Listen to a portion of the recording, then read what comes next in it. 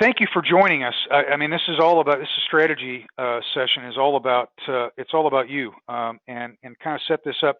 I'm going to turn this over to Paul, and he's going to run you through the slide deck on the strategy.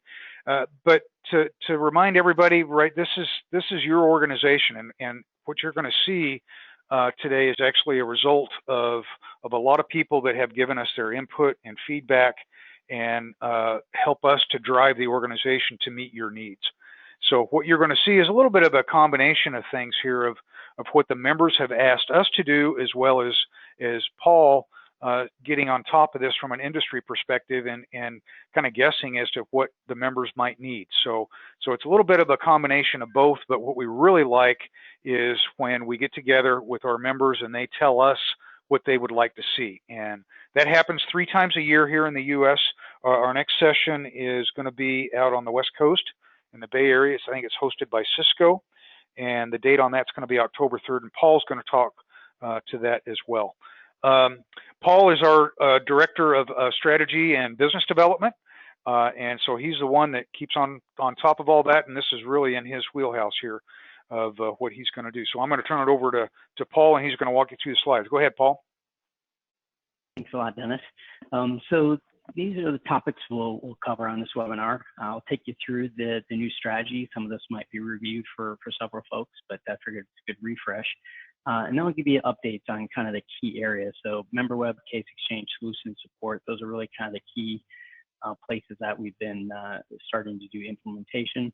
And then spend a little bit of time on how you can get involved. As Dennis indicated, we've got a fall strategy day coming up. There's other opportunities as well with some regional focus groups that I'll cover also. So starting with the strategy, as Dennis indicated, this is member feedback, and a lot of this hasn't changed over the years. First and foremost, more members, right? So the more members we have, the more valuable the association is. So adding more vendors, as well as channel members. So that channel members is an activity we started about a year ago. Starting to see some momentum on that, but we feel that's an important piece of it as well. The second area, improving how members collaborate. Again, that one's been a consistent focus here over the years also. And that's where initiatives like Case Exchange have come. But then expanding to provide solution support, this is really a new one. You could say it's a evolution from the custom groups that we've had, but this is now kind of really focused on where the industry is going as far as providing solutions to end customers, and then the support models around those. So that's really what we kind of see as where the industry is going, and many of our members are already there, so we are expanding to provide support for that new model. So as we look at growing the membership, you can see here really kind of the keys are with these partner programs. So we've seen great member growth over the past 2-3 years with technology partner programs. That's where we've seen most of the growth that you've seen here in 2014, 2015, 2016 come from technology partner programs. What we see as far as where we'll get the next level of growth is with channel partner programs. And we're hoping to see some of those starting to take off here going into next year. And then, of course, we have a high focus on retaining members, making sure members are getting the value out of TSA Net. So this is kind of, I would say, the underlying piece as well, to make sure that once you join, you're getting the value out of your membership. As far as improving how members collaborate, the really kind of key one here is Case Exchange. I'll give you an update on that. But the second one, and this is probably more in the future, as we're talking about solution support and some of the more, let's say, high-touch collaboration tools that might be required. We've been starting to take a look at that, and I'll provide a little bit of an update on the solution support area for that.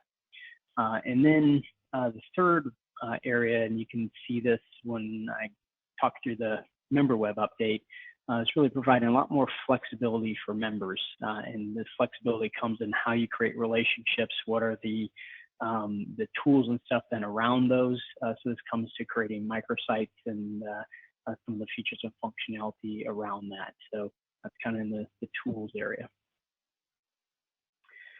And then the third is providing a framework for solution support, and this is the new the new one, and we do see this as really something that's positioning us for the future and where our members are going. So this is now providing support framework for that, both legal and operational, focusing in again on what TSA Net does best, right? And that's in addition to providing the legal framework, providing a more common approach to doing this that members can leverage. And then of course, probably one of the big changes here is instead of just focusing on kind of break fix support area of multi-vendor support, which is where classically TSA Net's been focused, we do see this expanding to the whole solution lifecycle. So this is where things like professional services might come in and have a fit as far as TSA Net and the solution support phase.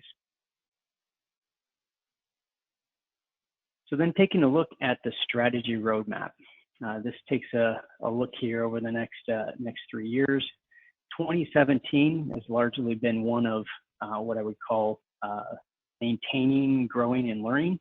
So a lot of these things are areas that we've been doing the last couple of years, such as creating technology and channel partner programs, doing a few things on the marketing side, improving member adoption. But then when we look at the offering and operations, it's continuing to deploy case exchange, continuing to improve the member web, starting to look at pilots and understanding what's going to be needed in next generation solution. Because then when we go into 2018, and you can kind of see this as far as arguably kind of a 2-year investment plan. So under the offering and operations, we do see then moving into more investments on the system side. And I'll talk a little bit more about how we plan to do that in the next couple of years. But this is where we'd be taking a look at now, updating some of the tools and processes that we have on the operational side that members use to collaborate. Okay, so I'm going to transition now into updates in each of these areas so you get a little bit of sense of what we had planned for 2017 and where we're at. So for the member web, we have 2 releases, one that came out in May, and then one that will come out in October. And these probably a little combination of improved usability as well as some new features and functionality. So in the May release, we've got the new login methods to replace the group login. So it's taking a look at, what are ways that we can improve that method of accessing the site. So we did some testing in the May release, and you'll see in October we plan to finalize those. Probably the biggest change was in this improved flexibility for relationships. So we do see this as major change that actually was a lot larger piece of the May release than maybe it looks on paper here. But this really allowed us to have a lot more flexibility in how we create relationships, and specifically around this area of custom groups. So now I think it's easy for us to say, we can put together whatever relationship structure that you want for pulling in either existing members or new members. So now today you've got a combination of connecting to other open group members and a many-to-many, as well as pulling in limited members and a one-to-many. And you can do all of that within the same custom group, where before there were some limitations that would kind of force you down a path of creating multiple relationship groups. And we did that also for microsites, and now quite a bit more flexibility on that. So you can have multiple microsites for groups. You can also have groups without microsites. So really kind of disconnecting the microsites and the custom group to give you more flexibility there. Then as we go into October 2017, we do see what I call some refinements, both in the area of routing wizard and internal notes. This is some feedback we received from members during the last strategy day. We also plan to improve search. So the kind of most common way that and the engineers get into the website is they get in there and they search for a company and collaborate with them. So now the search will include departments. So it saves you some clicking and some drilling down. makes it much easier to find what you're looking for. And then the request login and group login improvements. This is a finalization of what we started in the May release.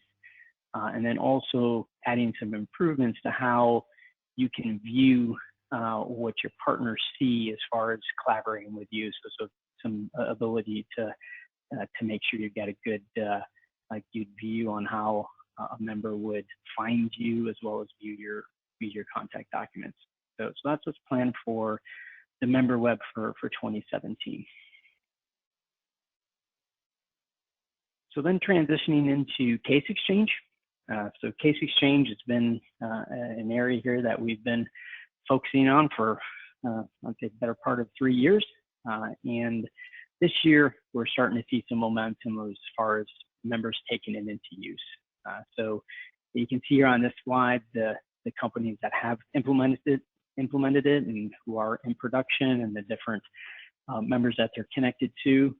We have seen, I would say, used to be pretty balanced as far as members implementing either the Salesforce connector or the web interface.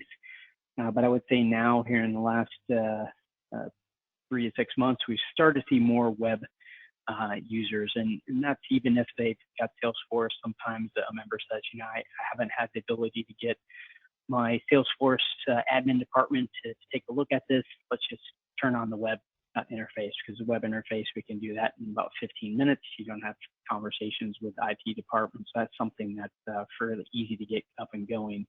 So we've seen some good progress there. And you can see here, as far as our pipeline, still pretty robust as far as people that are interested in looking at it.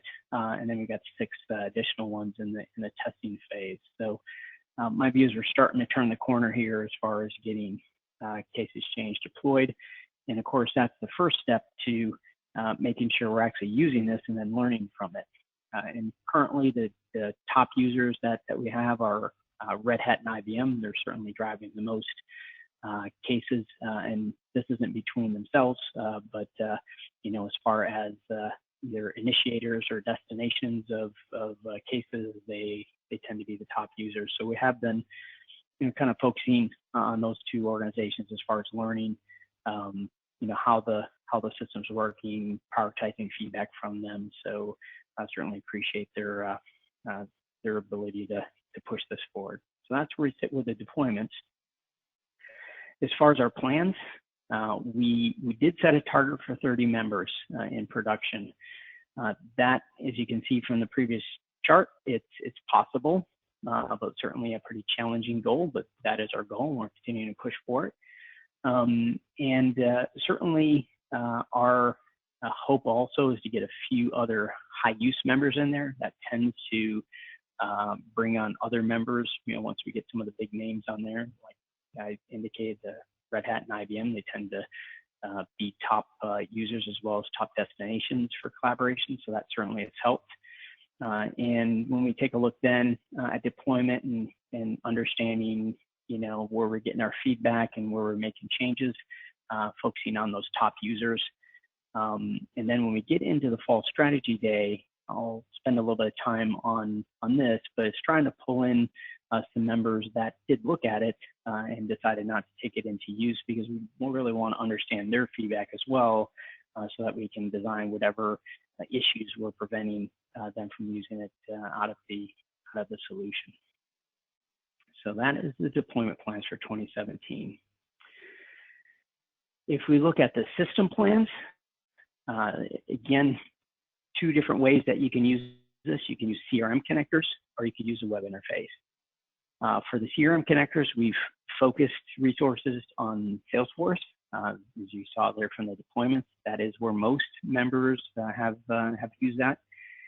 And we did come out with a brand new connector beginning of this year that's Lightning compatible. So it's kind of now it's compatible with the next generation of Salesforce user experience. And the process now is to get people to upgrade to that.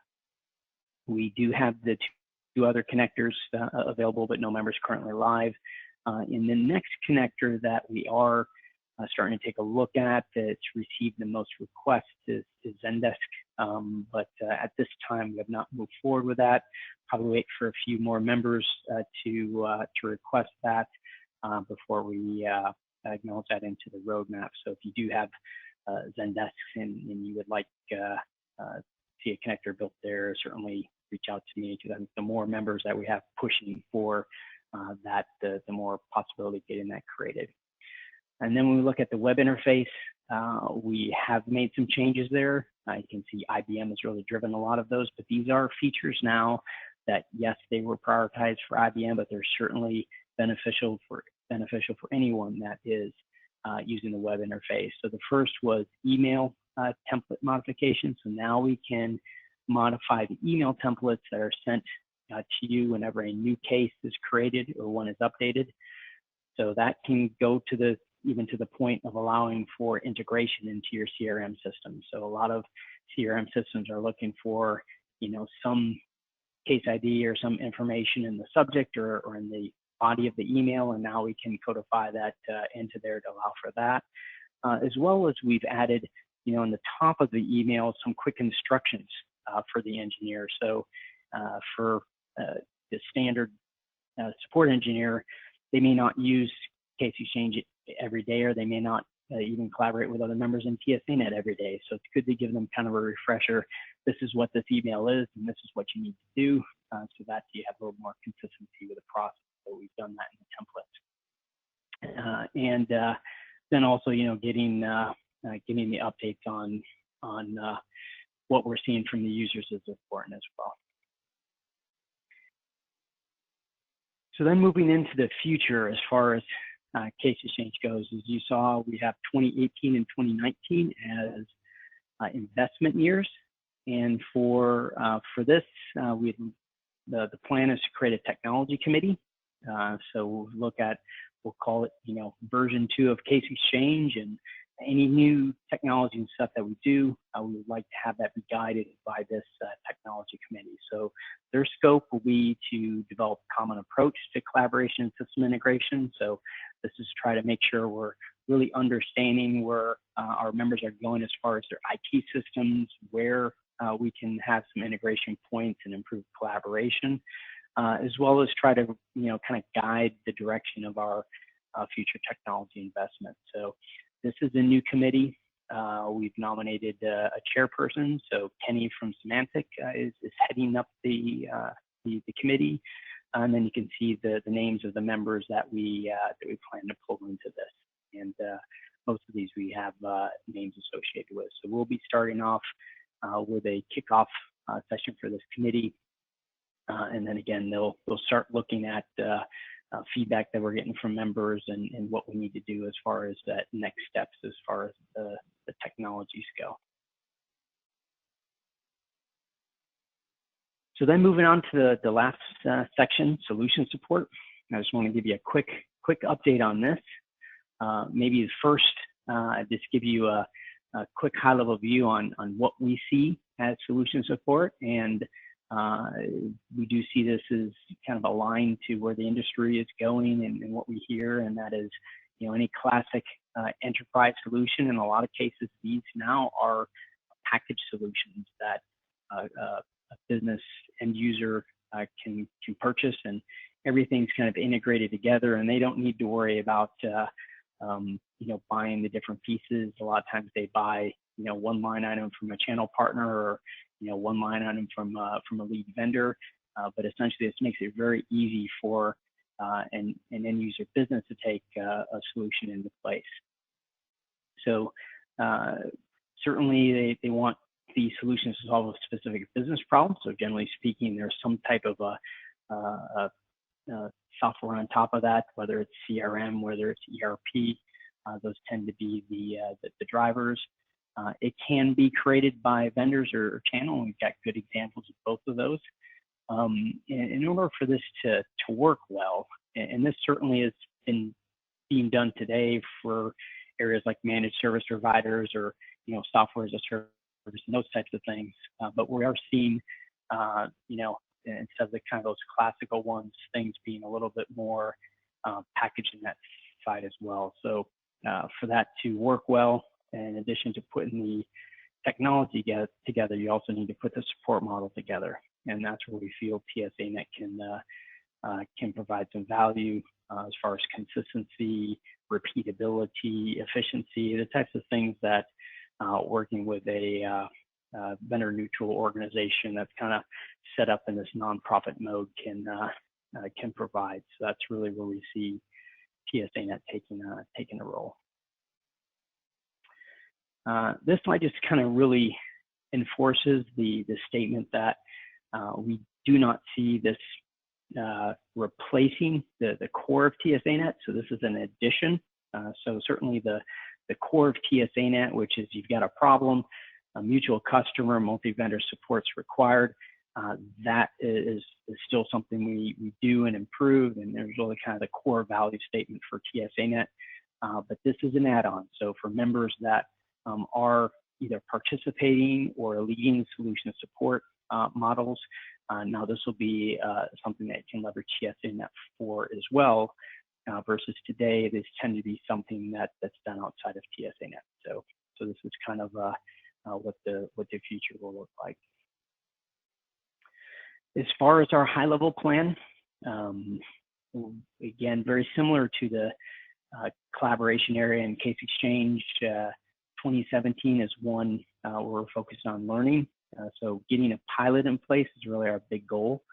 And we've had a couple of sessions so far. I'll talk about the status on these, but really that's the intent, right? Is we want a pilot, right? And to get a pilot, we do need to do some communication to members, get some conversations going there, so we can identify a good pilot, and that will allow us to go into 2018 and 2019 with some confidence to invest in what's necessary to make these things be repeatable. So that's really then the focus as we go into 2018.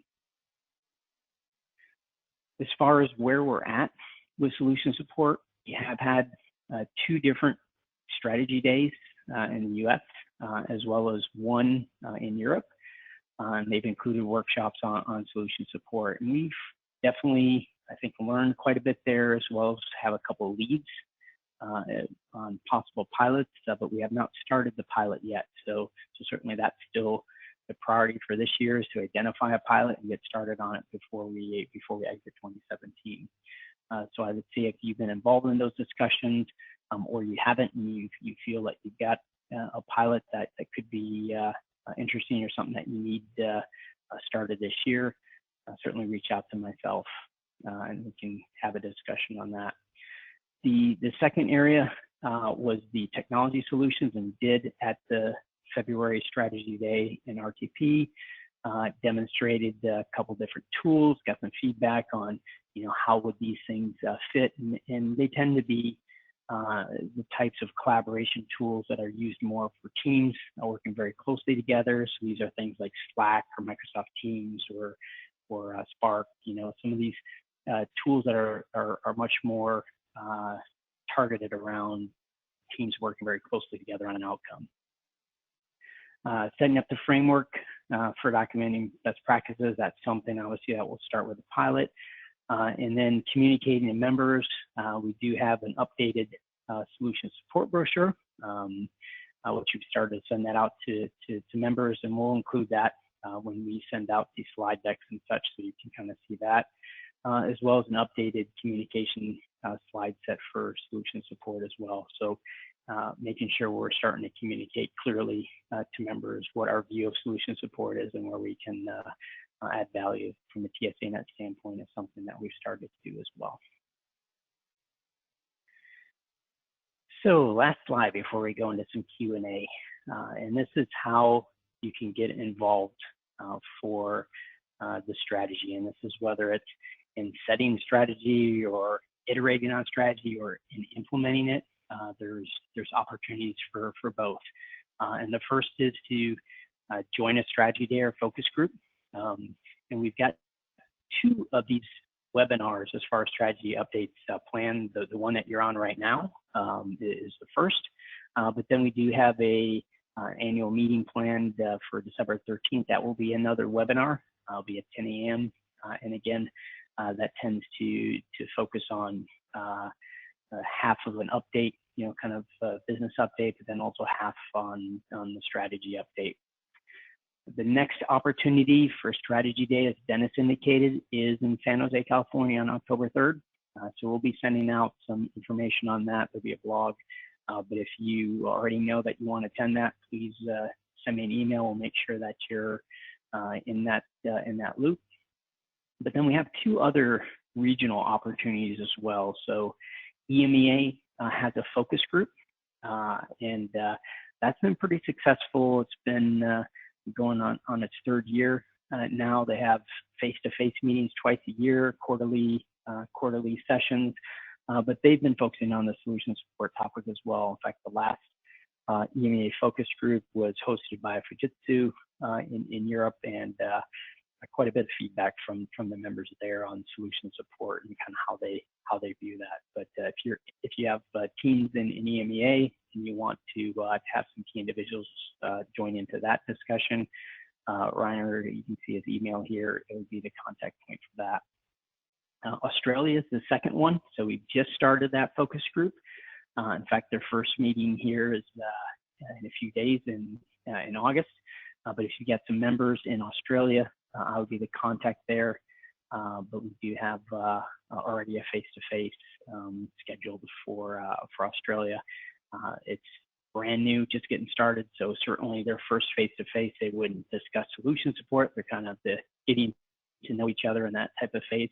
But we do see this discussion then translating into Australia as well.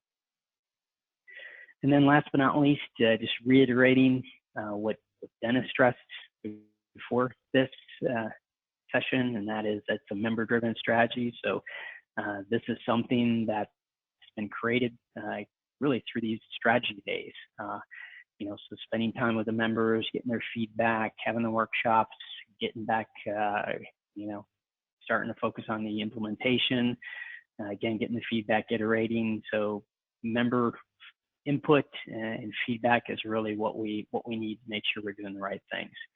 And if you've got some feedback on that that you want to share directly, you've got both myself and Dennis here that can reach out at any time and provide that. Okay, but I think with that we're done, and we can see if there's any questions that have come through. Yeah, thanks, Paul. And too, while we're waiting to see if we do have any questions, could you just briefly talk about the strategy day as far as maybe some of the logistics around it? How many people can I send? What kind of person would I send if I can't go? How long is it? So that kind of thing. Exactly. Okay. So it is a full day. And this time it's going to be in the Bay Area, San Jose. It'll be hosted by Cisco. We tend to just give a sense for kind of the size.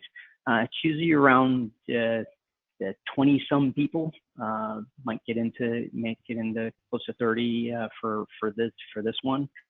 But we do like to see folks that can contribute to the discussion around some of these topics that you just heard, right? So folks that have an interest or ability to kind of talk about where they see the system stuff going. So we'll certainly have some workshops and such around case exchange, and then solution support is going to be another big one, right? So that could include some people from your product management group. It could include somebody from your channel group. So if you do feel they can provide value to the discussion, let me know. And again, we'll have the agenda out here shortly, so you can kind of take a look. It could be that you've got somebody that comes in for a couple hours during a topic that's real important for you. So we're pretty flexible as far as accommodating the folks you want to send. Okay, very good. All right, and I don't have any questions. Stephanie will be sending out this slide deck as well as the brochure that Paul mentioned in an email to everybody that registered for this. So if you want to distribute it, or you caught only part of this, something like that. I saw a couple people come in kind of at the last minute. So we're gonna get the whole recording out to everybody so you can see it along with the slide deck and the brochure as well. Okay, we don't have any questions. Paul, thanks so much. I really appreciate your help on this. It's good to get an update from everybody. And thanks everybody for attending. I appreciate it.